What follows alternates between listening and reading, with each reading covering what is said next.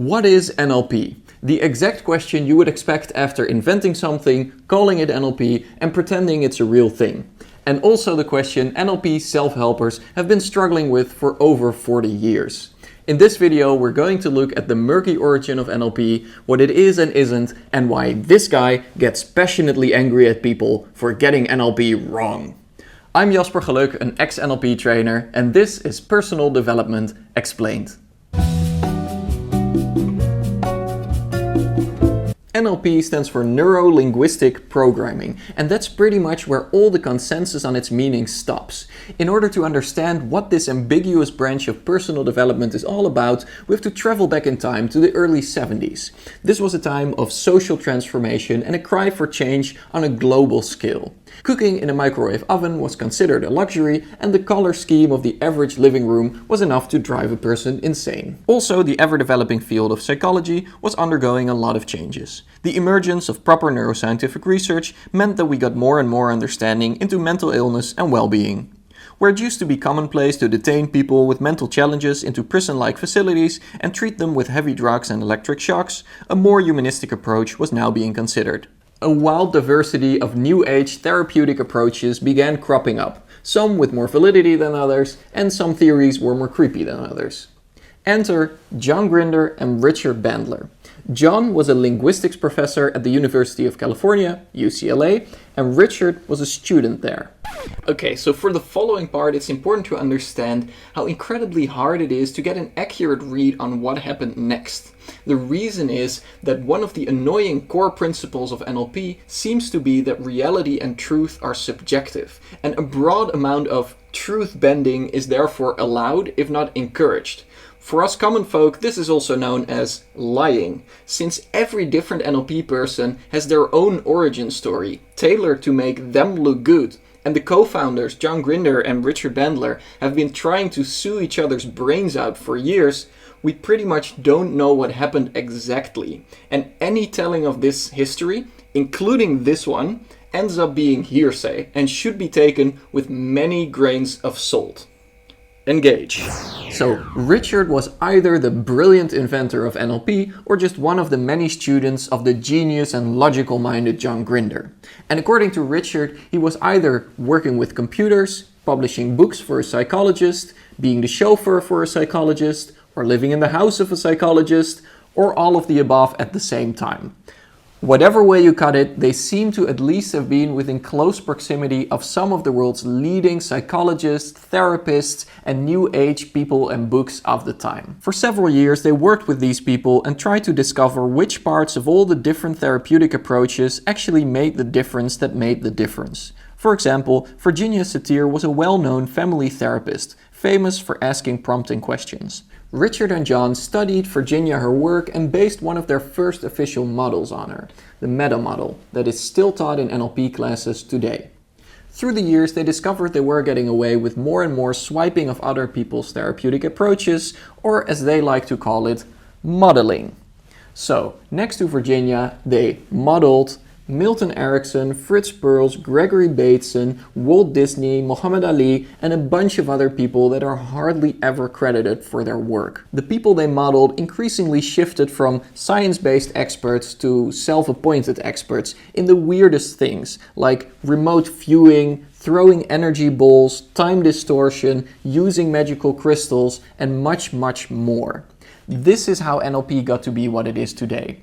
A wild collection of techniques and models having a vague relationship with language, brain stuff, therapy, and personal development. And now for something completely different, where did the name Neuro Linguistic Programming come from? Naming NLP was actually the result of a rather brilliant and self-serving rebranding move. They wanted to come up with a title that sounded both impressive, scientific, and sufficiently vague to accommodate the slew of methods that were now collected. The details of the naming process are still open for debate, but Richard seems to claim it went a little like this. One day Richard was speeding in his car when a police officer pulled him over and asked him, as they often do, "What line of work are you in?" Richard looked around his car and spotted the 3 books that happened to be in his glove compartment. They were a book on neuroscience, linguistics, and a computer programming manual he was studying. Thusly, he proudly announced, "I do Neuro Linguistic Programming." The police officer was so smitten with this that he tore up the speeding ticket and Richard was immediately free to go. Proving the validity of this story is hard, but whatever happened, they ended up with a name that did exactly what they needed. Sound impressively scientific and vague at the same time. Back to you, Jasper. Thank you, Jasper. Having come up with a name for the stuff they did, now all that remained was decide what it actually really was that they did. But working together with each other and the new people that were getting involved turned out to be much more difficult than you would expect from a field that churns out communication and conflict resolution seminars like no other. Lawsuit upon lawsuit started while each NLP person preached to their constituency about how right they were and how bad the other side of NLP was. And the internal conflicts about what is and isn't NLP have never stopped. In the meantime, the term NLP grew quickly as a broad personal development field, and its practitioners were claiming to use NLP for all sorts of things, like curing phobias, treating allergies with hypnosis, getting athletes to athlete better, business people to business more. I declare bankruptcy! And clean up dirty auras with some rose quartz. In the many decades that this has kept up, the different NLP people with their own schools of thinking have developed their own definition of what is and isn't NLP. This makes it almost impossible to make any definitive statement about NLP in general. Answering the question, what is NLP, is therefore just as impossible. To get somewhat of an understanding, we may look at a typical example of neuro-linguistic programming in action. In these situations, you would use your language to change or program someone's mind or neurology, which basically just boils down to talking with someone to help them. If you are, for instance, feeling bad because a coworker was mean to you, someone skilled at NLP may be able to take you through some simple exercises that change the way you think about it. This is often referred to as thinking on purpose. You should be in control of your own thinking, and many of the most effective NLP techniques revolve around learning how to get into control. For instance, changing the literal picture you have of an experience in your head can make a big difference on how you feel about it. If you make it larger and more colorful, your feelings usually intensify. While if you take this bad experience, for instance, and you make it much smaller in your mind, and you make it black and white, and maybe even you just push it all the way in the distance, you will find that the experience and the feeling becomes much less powerful. Obviously, it's not always this simple, but you get the picture. It will come as no surprise that this phenomenon was known long before NLP started. One of the earlier scientific sources for this effect is the works of Pierre Janet, who lived from 1859 to 1947. NLP can, however, be credited for forming these insights into easy to understand techniques. Although, as you know by now, the NLP people themselves are still arguing about which one of the techniques is the right one. A telling example of the disagreement in the field of NLP is Joost van der Leij. This guy, remember from the beginning of the video, he's a Dutch NLP person that made it part of his job to get openly angry at other NLP people for NLPing the wrong way. He once got furious with another Dutch NLP institute for having their male participants knee-deep in the ocean and screaming their lungs out in order to become more masculine. In his opinion, this was an abomination that had nothing to do with NLP. As much as I agree with Joost's sentiment that lots of people do weird things and call it NLP, it has become increasingly harder to pinpoint anyone that does NLP without doing weird things. So, is it all bullshit? Well, yes and no.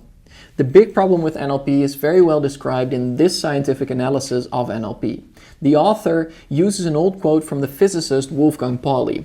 Wolfgang was reviewing a colleague's academic paper when he noted, "What is true in your paper is not new, and what is new in your paper is not true." The same goes for NLP. What is true in NLP isn't new, and what is new in NLP isn't true. Since the most effective tools NLP people use are not exclusive to NLP, but rather borrowed from other fields, they're not new. Calling them NLP after the fact doesn't add anything to the equation. This would be like a dictionary claiming it came up with all the words ever and refusing to credit Shakespeare for like coming up with half of them. A dictionary is still a fine place to look up words, but you shouldn't believe it when it claims it came up with sanctimonious or swagger. Next to this, there's the not true part of NLP. This is in large part due to the openly pseudoscientific nature of NLP. It often attracts people that knowingly try to bypass the scientific method and value personal experience over finding objective truth and quantitative data. You find these people instilled with an almost religious belief in anything their guru or teacher tells them, making a fertile breeding ground for the weirdest theories and unfounded, unproven claims. These communities can become almost sect-like groups that discourage critical thinking and the need for proof. This doesn't go for all NLP groups, but since NLP is not a protected title like doctor or university, there's no real quality control in place to make sure that an NLP person actually does anything worthwhile visiting them for. The official-looking stamps of approval and certificates that are often proudly shown are usually just commercial licensing plays, meaning you can easily get them if you're willing to pay a hefty fee to the organization that distributes them. We'll talk more about the crooked world of certification in another video. Now, at this point, it might seem as if I am passionately against any and all NLP, but that's only part of the story. I do believe that personal development done properly can be really helpful. We all have unconscious patterns at work, making decisions and forming our lives as we live them. And studying and changing those patterns can be really worthwhile. In this, I'm strongly behind Socrates' opinion that the unexamined life is not worth living. And NLP, for all its faults, does have some tools that can actually help you understand yourself and other people better, make unconscious changes, and become a better version of yourself in the process. We'll be looking at some of those in more depth in other videos, but for now, I just want to encourage you to keep on your path of personal development. So feel free to learn from an NLP person. Just take the bits that are useful and keep your eyes open for nonsense and overpriced seminars. Thank you for sticking all the way to the end. I'd love to hear from you in the comments below and consider subscribing if you like this video. See you in the next one.